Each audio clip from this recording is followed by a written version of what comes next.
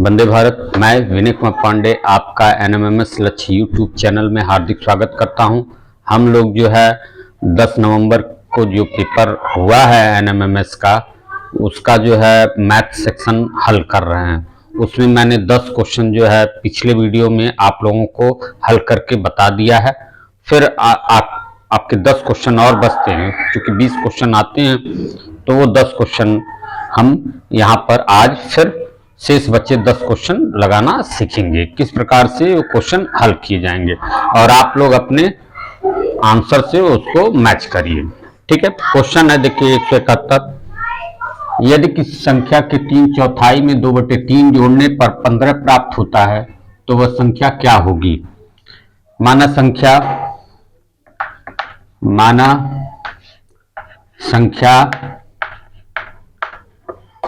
x है, माना संख्या x है। तो किसी संख्या के 3/4 यानी इस संख्या के 3/4 में, इस संख्या का 3/4 कैसे होगा? 3/4x। 3/4 में 2/3 जोड़ने पर, इसमें 2/3 जोड़ दीजिए, 2/3 जोड़ने पर 15 प्राप्त होता है, यानी ये 15 के बराबर है। इक्वेशन बन गया है। तो वह संख्या क्या होगी? तो संख्या पूछ रहा है, यानी x का मान पूछ रहा है। इसको सॉल्व कर लीजिए और x का मान निकाल लीजिए। कैसे सॉल्व होगा? ये देखिए 3/4, x बराबर हो जाएगा 15 ऋण ये 2/3 इधर जाएगा, 2/3।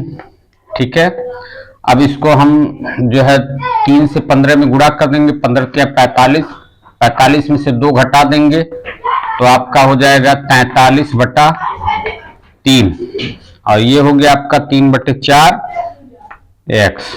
ठीक है, अब हम लोग जो है इसको क्रॉस मल्टीप्लाई करेंगे। क्रॉस मल्टीप्लाई करेंगे तो 3 में 3 का गुणा करेंगे तो 9 हो जाएगा, यानी हमारा हो गया 9, और x भी था 9x हो गया। उसके बाद 4 का 43 में गुणा करेंगे तो 4 × 12, 12 का 2 हासिल लगा 1, और 4 चौक का 16, 1 17, 172। ठीक है, फिर x बराबर आपका हो जाएगा 172/9। 9 से भाग देंगे, इसमें भाग दे करके दिखा देते हैं आप लोग को। 1 7 2, 9 एकम 9, आपका 8 बचेगा, फिर 2 बचेगा, 9 9 81। ठीक है, क्या बचा? 1। इसको हम लोग जो है, क्योंकि विकल्प में जो दिया है वो भिन्न में दिया है, तो भिन्न के रूप में लिखेंगे 19 सही 1/9, 1/9। देखिए कौन सा विकल्प है ये विकल्प नंबर 1 है, विकल्प 1, यही इसका आंसर है। विकल्प 1 यही इसका आंसर है। चलिए अब हम लोग जो है दूसरा क्वेश्चन करेंगे। चलिए देखिए 172 नंबर क्वेश्चन है, ये आपके सामने है, बोर्ड मास पर आधारित एक क्वेश्चन है। चलिए करते हैं हम लोग इसको। देखिए इसमें जो है आपका बड़ा ब्रैकेट है, ये मझला ब्रैकेट है, ये छोटा ब्रैकेट है। तो सबसे पहले हम छोटा ब्रैकेट को हल करेंगे, फिर उसके बाद मझले ब्रैकेट को, और फिर बड़े ब्रैकेट को। चलिए सॉल्व करते हैं। 1 भागा 1 धन 1, फिर उसके बाद ये भागे का चिन्ह है, फिर उसके बाद देखिए मझला ब्रैकेट है, फिर 1 धन 1, फिर उसके बाद ये भाग का चिन्ह है। अब ये छोटा ब्रैकेट आया, इसी को सॉल्व करना है। सबसे पहले 1 में 1 से भाग देंगे तो कितना आएगा? 1 आएगा। चलिए ये सॉल्व हो गया और ये ब्रैकेट टूट गया। अब ये आ गया मझले ब्रैकेट के अंदर, और फिर ये बड़ा वाला ब्रैकेट। फिर उसके बाद देखिए अब मझला ब्रैकेट सॉल्व करेंगे हम लोग। 1 भागा 1 धन 1 भागा, फिर मझला ब्रैकेट में देखिए ये हमारे पास मझला ब्रैकेट है, इसमें 1 से इस 1 में भाग दे देंगे तो 1 आएगा, और उस एक का इस एक में जो है अगर हम जोड़ देंगे तो 2 हो जाएगा। ठीक है, ये एक में देखिए इस एक से इस एक में भाग दे देंगे तो एक आएगा, और उस एक को एक में जोड़ देंगे तो कितना हो जाएगा, 2 हो जाएगा। ठीक है, ये 2 हो गया मझले ब्रैकेट के अंदर। ठीक है, चलिए आगे देखिए, 1 भागा फिर आपका 1 धन 1, और उसके बाद आपका देखिए ये जो है भागे के बाद जो है मझले ब्रैकेट में 2 है, इसको चलिए तोड़ लीजिए। पहले इस वाले में मझले ब्रैकेट को तोड़ देंगे 2। ठीक है, ये हो गया आपका बड़े ब्रैकेट के अंदर सारा। फिर उसके बाद देखिए 1 भागा, अब देखिए इसमें बड़े ब्रैकेट के अंदर जो है ये भाग वाला पहले हल करेंगे तो हो जाएगा 1 धन 1/2। क्यों? क्योंकि इसके अंदर जो है भाग को पहले जो प्राथमिकता देते हुए भाग कर लेंगे, 1 में 2 से भाग दे देंगे, तो भाग दे दिए, ये आपका हो गया। अब देखिए अब आपका है 1 भागा, उसके बाद है आपका 1 धन 1/2, तो जोड़ लीजिए इसको। देखिए 2 में 1 का गुणा करेंगे, 2 1 कम 2, और 1 जोड़ देंगे 3, और 3/2 हो जाएगा, और ब्रैकेट तोड़ देंगे 3/2। ठीक है, अब इसको देखिए 1, अब इस भाग चिन्ह को जो है हम लोग किसमें बदल देंगे, गुणा में बदल देंगे, और इसको जो है पलट करके लिख देंगे 2/3। ठीक है, अब देखिए 1 का 2 में गुणा करेंगे तो कितना हो जाएगा, 2, और नीचे क्या हो जाएगा, 3। यही इसका आंसर है। अब कौन सा विकल्प नंबर है ये आपका है विकल्प नंबर 3, विकल्प 3, विकल्प 3, यही इसका आंसर है। चलिए अब अगला क्वेश्चन हम लोग करते हैं। देखिए क्वेश्चन नंबर 173 है आपके सामने। दिया हुआ है 2 संख्याओं का महत्तम समापवर्तक 4 तथा लघुत्तम समापवर्त जो है 496 है। यदि एक संख्या 124 है तो दूसरी संख्या क्या होगी। इसके लिए एक नियम है कि जो है मान लीजिए प्रथम संख्या a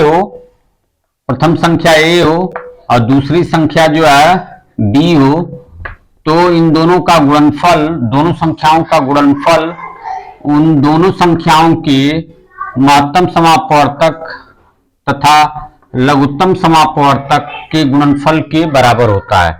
यहाँ a पहली संख्या को व्यक्त कर रहा है, b दूसरी संख्या को व्यक्त कर रहा है, h जो है महत्तम समापवर्तक को व्यक्त कर रहा है, और l जो है लघुत्तम समापवर्तक को व्यक्त कर रहा है। ये जो फार्मूला है समझ लीजिए, इसी में आप जो है सारे डाटा को जो है फिल कर देंगे तो आपको मान मिल जाएगा, दूसरी संख्या का मान मिल जाएगा, दूसरी संख्या b का मान आपको मिल जाएगा। तो b बराबर क्या होगा, यहां से b बराबर आपका हो जाएगा h गुणे l बटा a। ठीक है, अब इसमें देखिए क्या क्या दिया है। दिया है 2 संख्याओं, b ही पूछ रहा है, और h l और a दिया हुआ है। तो देखिए h का मान कितना दिया है, h दिया है आपका h 4 दिया है। महत्तम समापवर्त को हम लोग जो है हाईएस्ट कॉमन फैक्टर बोलते हैं। ठीक है, तथा लघुत्तम समापवर्त इसको l से व्यक्त करते हैं। ठीक है, इसको 496, इसका मान कितना है 496। फिर उसके बाद दिया है यदि एक संख्या 124 है, यानी एक संख्या 124 है, यानी a का मान दिया है 100, दिख रहा है ना आप लोगों को 124। ठीक है, ये 3 मान दिए हुए हैं, इन्हीं मानों को जो है यहाँ पुट कर देंगे हम, तो जो दूसरी संख्या का मान निकल जाएगा। चलिए पुट करें। देखिए h का मान यहाँ 4 है, फिर यल का मान जो है आपका 496 है, 496 बटा ए का मान, पहली संख्या का मान 124 है। ठीक, अब चलिए भाग दीजिए। देखिए 124 चौक के 496 हो जाएगा, और 4 का 4 में गुणा होगा तो 4 चौक के 16, यानी दूसरी संख्या 16 होगी। कौन सा आंसर है? विकल्प नंबर 3 है इसका, विकल्प 3 इसका आंसर है। ठीक है, चलिए अब हम लोग अगला क्वेश्चन देखते हैं। देखिए बच्चों, ये 174 नंबर क्वेश्चन है। इसमें दिया हुआ है समबाहुभुज जिसके प्रत्येक बहिष्कोण की माप 45 डिग्री है में भुजाओं की संख्या क्या होगी, पूछा है। तो हम लोग ये जानते हैं, फार्मूला है कि भुजाओं की संख्या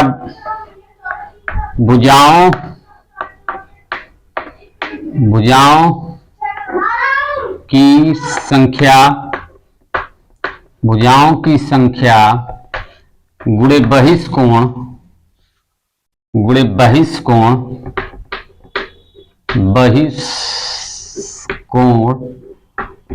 का जो मान होता है वो 360 डिग्री के बराबर होता है। तो इसमें आपको देखिए क्या क्या दिया हुआ, बहिष्कोण का मान दिया हुआ 45 डिग्री। ठीक है, तो यहाँ पे 45 डिग्री रख लेंगे, और 360 ये है ही, तो भुजाओं की संख्या आपको जो है ज्ञात हो जाएगी। तो भुजाओं की संख्या बराबर हो जाएगा, भुजाओं की संख्या बराबर हो जाएगा 360 डिग्री बटा बहिष्कोण।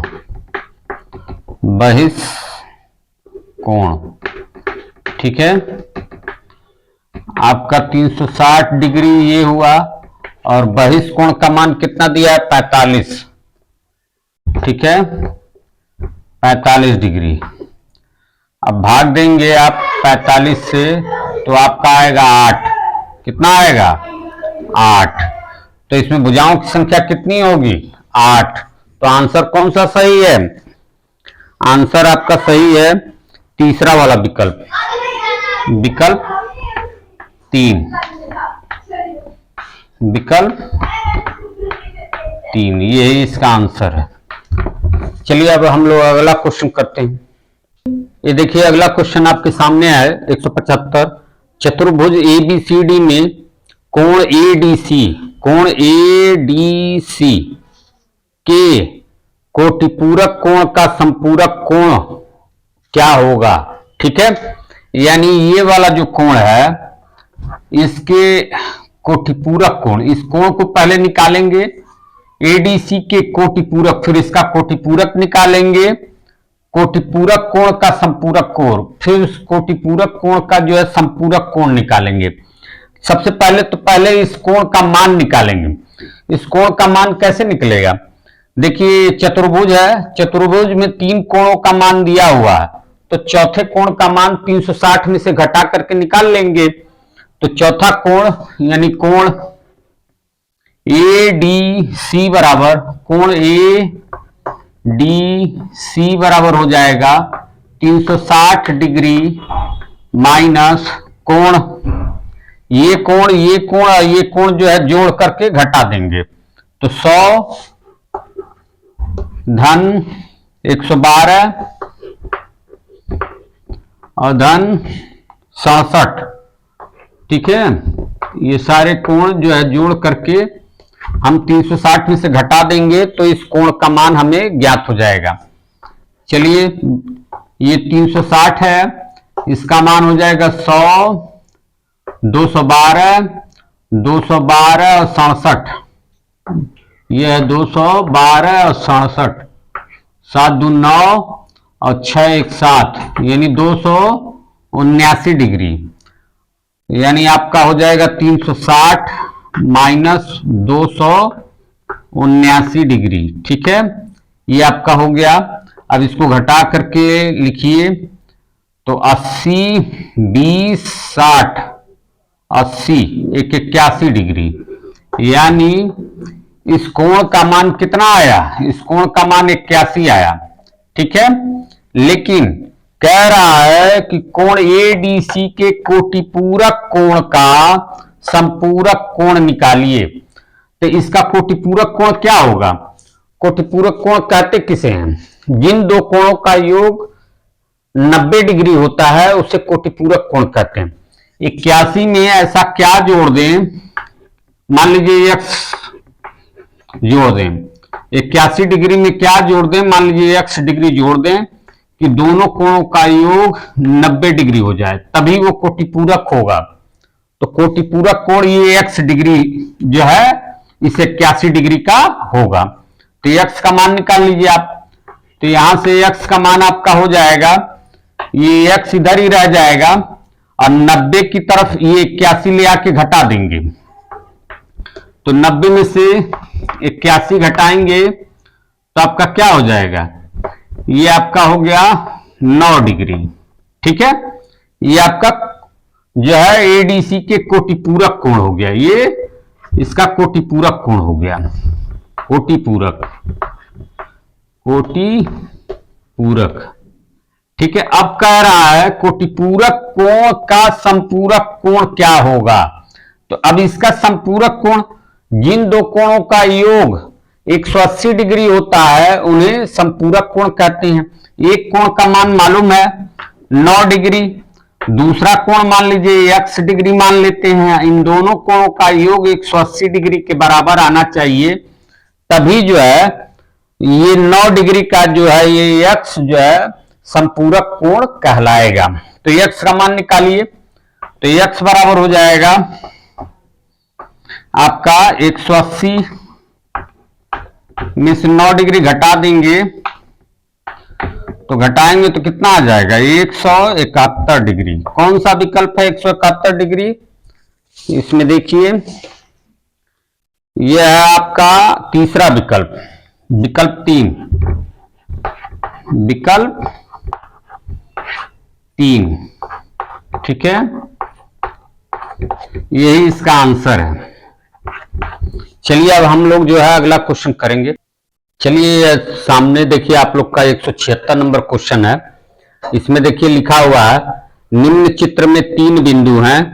ये चित्र बना हुआ है सामने, इस चित्र में 3 बिंदु हैं। 3 बिंदु कौन कौन कह रहा है, ए बी सी तथा ए बी सी एक वृत्त पर स्थित हैं। चलिए वृत्त पर स्थित हैं तीनों बिंदु। बिंदु ओ वृत्त का केंद्र है, ये जो ओ है वो वृत्त का केंद्र है।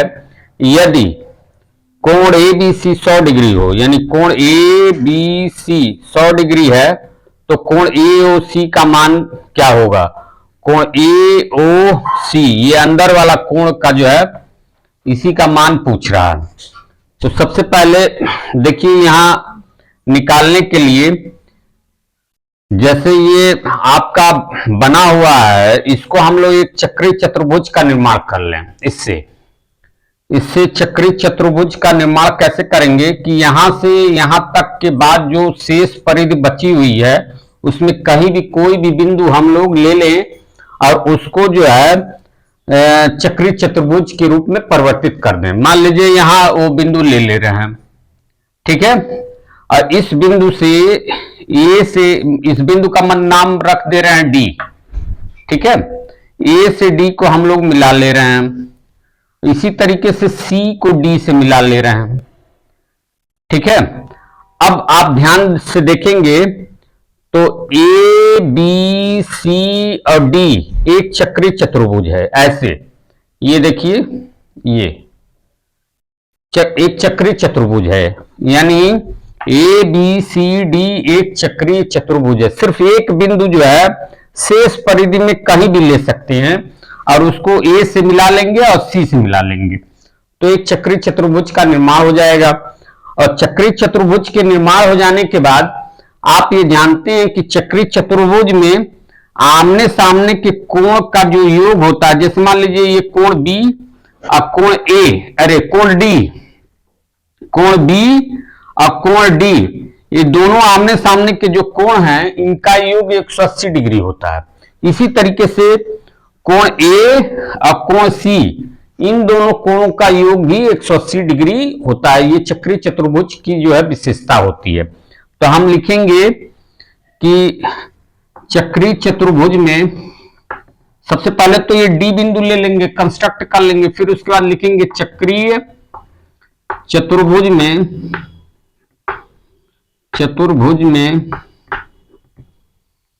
चक्रीय चतुर्भुज में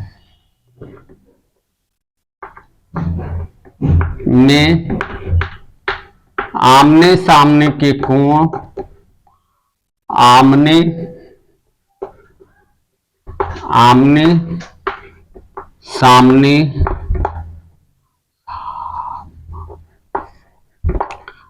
सामने के कोण का योग,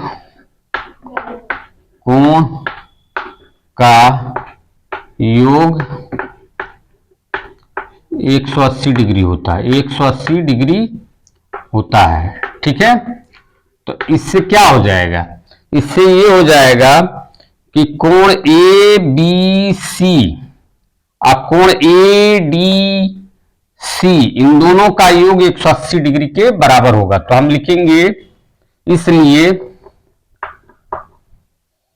कोण ए बी सी या कोण ए डी सी, कोण ए डी सी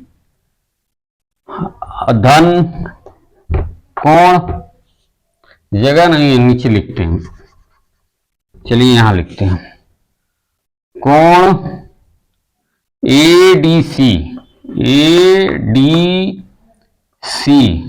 अधन कोण ए बी सी, कोण ए बी सी, ये दोनों का योग जो है 180 डिग्री होगा, जिसमें से आपको जो है ए बी सी का मान मालूम है कितना, 100। तो यहां 100 रख देंगे, तो यहां 100 रखेंगे तो क्या हो जाएगा, ये कोण ए डी सी का मान निकल जाएगा, कोण ए डी सी, यहां 100 रखेंगे तो ये 100 इधर चला जाएगा, तो 100 इधर चला जाएगा तो 180 में से घट जाएगा वो 100, यानी 180 डिग्री माइनस 100 डिग्री। ठीक है, तो कितना हो जाएगा ये 80 डिग्री, यानी इस कोण का मान जो है वो 80 डिग्री निकल गया एडीसी का, एडीसी का मान जो है वो 80 डिग्री निकल गया, यहां लिख लीजिए 80 डिग्री। ठीक है, ये 80 डिग्री निकल गया। अब पूछा तो इस कोण को है, तो केंद्र पर जो अंतरित कोण होता है वो शेष परिधि पर बने कोण का जो है दूना होता है, यानी ये कोण इस कोण का दूना होगा। ठीक है, वो नियम है कि केंद्र पर बना कोण शेष परिधि पर बने कोण का दूना होता है। तो लिखेंगे कोण ए ओ सी बराबर, इसी को निकालना है, ये तो 80 मालूम हो गया, ए ओ सी जो है गुणे होगा 2 गुणे ए डी सी के, 2 गुणे ए डी सी, कोण ए डी सी यानी केंद्र पर बना कोण, केंद्र यहां लिख देते हैं इसको, यहां जगह है, केंद्र पर बना कोण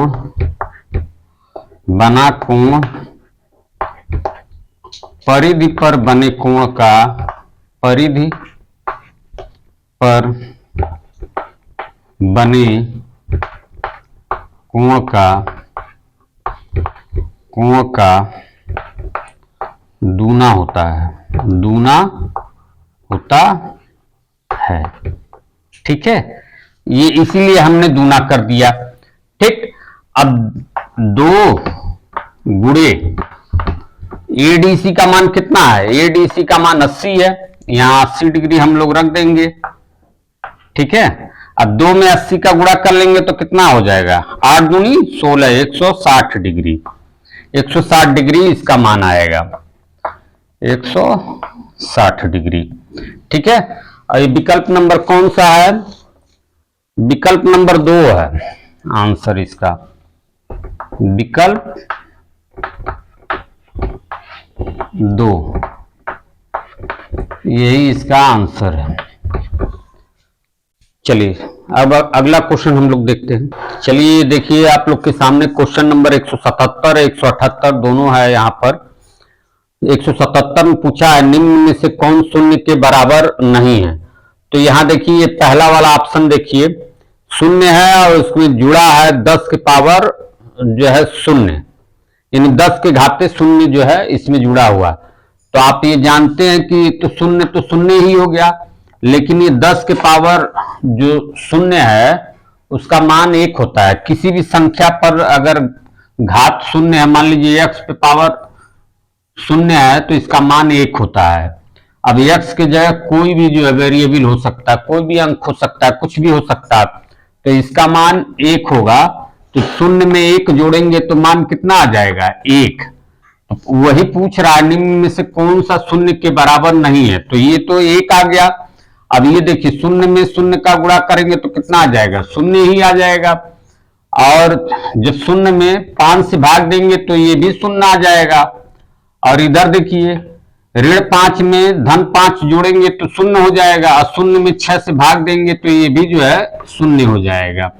तो यानी सिर्फ ये पहला ऑप्शन एक ऐसा है जिसका मान शून्य नहीं हो रहा है। तो यही पहला इसका आंसर है, पहला ऑप्शन। फिर उसके बाद देखिए 178 नंबर क्वेश्चन है, कह रहा 3 सही 1/3 का गुणात्मक प्रतिलोम क्या होगा। गुणात्मक प्रतिलोम कहते किसको हैं, यानी इस संख्या में किसी ऐसी संख्या का गुणा कर दें जिससे जो है गुणनफल 1 आ जाए। मान लीजिए ये संख्या क्या है आपका 3 सही 1/3, इसमें किसी ऐसी संख्या का गुणा कर दे, मान लीजिए वो संख्या x है, कि जो है गुणनफल 1 हो जाए। तो चलिए ये 3 त्रिका 9, 9 में 1 जोड़ देंगे 10, यानी ये हो गया 10/3 गुणे x बराबर 1। तो x बराबर क्या हो जाएगा आपका, x बराबर हो जाएगा आपका 1/10/3, 1/10/3, यानी इसका मतलब क्या है, इसका मतलब है 1/10/3, ठीक है, 1/10/3। अब इस भाग को जो है बदल दीजिए गुणे के चिन्ह में, तो आपका हो जाएगा x बराबर 1 गुणे, जब गुणे के चिन्ह में इसको बदलेंगे तो 3 ऊपर चला जाएगा और 10 नीचे आ जाएगा, 3/10, ठीक है। अब 10 से 3 में भाग देंगे तो कितना हो जाएगा 0.3, यानी x का मान कितना आएगा 0.3, यानी इसका गुणात्मक प्रतिलोम जो होगा 0.3 होगा। ऑप्शन कौन सा है ये 0.3, ये ऑप्शन है आपका तीसरा, विकल्प नंबर 3, विकल्प नंबर 3 इसका आंसर है, ठीक है। चलिए अब अगला क्वेश्चन हम लोग देखते हैं। चलिए देखिए सामने आपके 2 क्वेश्चन है, 179 नंबर क्वेश्चन, 180 नंबर क्वेश्चन। ये 2 क्वेश्चन के बाद आपका जो है समाप्त हो जाएगा। चलिए देखिए ये डाटा दिया हुआ है कि माध्यिका ज्ञात करने के लिए कह रहा है। तो इस डाटा को सबसे पहले क्या करते हैं, माध्यिका निकालने में सबसे पहले हम लोग जो है इसको आरोही क्रम में व्यवस्थित करते हैं। जरा इसका आरोही क्रम निकालिए।